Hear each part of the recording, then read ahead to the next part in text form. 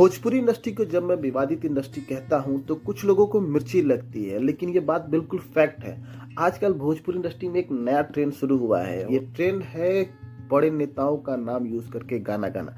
भोजपुरी में पहले से चला आ रहा है कि किसी का नाम लेकर गाना गा देना, अपने आप को लाइमलाइट में रखने के लिए किसी को भी बदनाम कर देना, चाहे वो कोई बड़ा सेलिब्रिटी हो, चाहे कोई लड़की हो या फिर कुछ भी। मतलब ऐसा कुछ करना है जिससे आप लाइमलाइट में आए, जिससे आपको लोग सर्च करें और आपके गाने पर या आपके विवादित वीडियोस पर व्यूज बढ़ जाए।